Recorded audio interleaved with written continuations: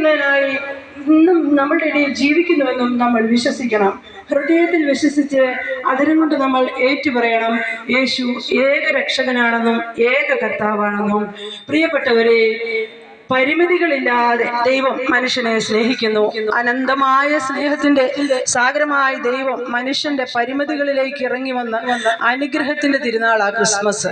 ഈ 2024 ക്രിസ്മസ് നിങ്ങൾക്കെല്ലാവർക്കും ദൈവകൃപയുടെ സമാധാനത്തിന്റെ വലിയൊരു അനുഗ്രഹമാകട്ടെ എന്ന് പ്രാർത്ഥിക്കുന്നു.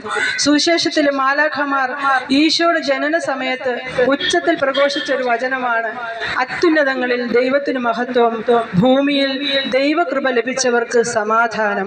പ്രിയപ്പെട്ടവരെ, നമ്മുടെയൊക്കെ കൊച്ചു ജീവിതത്തിൽ അത്യുന്നതനായ ദൈവത്തിന് മഹത്വം കൊടുക്കുവാൻ നമുക്ക് പറ്റുന്നുണ്ടോ? നമ്മുടെ ചിന്തകളും വാക്കുകളും പ്രവൃത്തികളും ഒക്കെ ദൈവത്തിന് പ്രീതികരമായിട്ടാണോ? ദൈവത്തിന് മഹത്വം കൊടുക്കുവാൻ നമുക്ക് പറ്റുന്നുണ്ടോ? അതോ നമ്മുടെ തന്നെ സംതൃപ്തിക്കും സ്വാർത്ഥതയ്ക്കും വേണ്ടിയാണോ എല്ലാം ചെയ്യുന്നത്? ഈശോ വചനത്തിൽ പറഞ്ഞിട്ടുണ്ട്, ദൈവത്തിന്റെ രാജ്യവും അവിടുത്തെ നീതിയും അന്വേഷിക്കുക, അപ്പോൾ ബാക്കിയുള്ളവയെല്ലാം നൽകപ്പെടും. പ്രിയപ്പെട്ടവരെ, സ്വർഗരാജ്യത്തിന് വേണ്ടി ജീവിക്കാൻ വിളിക്കപ്പെട്ടവരാ നമ്മൾ ഓരോരുത്തരും. നമ്മുടെയൊക്കെ ഈ ലോകത്തിലെ കൊച്ചു ജീവിതം അത്യുന്നതനായ ദൈവത്തിന്റെ രാജ്യത്തിന് മഹത്വം നൽകുന്നതാക്കി മാറ്റുവാൻ നമുക്ക് പരിശ്രമിക്കാം. പ്രിയപ്പെട്ടവരെ, ഇന്ന് മനുഷ്യ ഹൃദയങ്ങളിൽ സമാധാനം നഷ്ടപ്പെടുന്നു. കുടുംബങ്ങളിൽ സമാധാനമില്ല, ജനത്തിനിടയിൽ സമാധാനമില്ല. ഇതിനൊക്കെ കാരണം ദൈവത്തിന്റെ കൃപ നഷ്ടപ്പെട്ടതാണ്.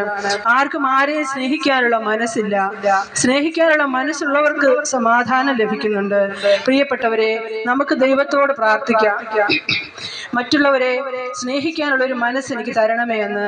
പരിശുദ്ധ അമ്മ ദൈവകൃപ നിറഞ്ഞ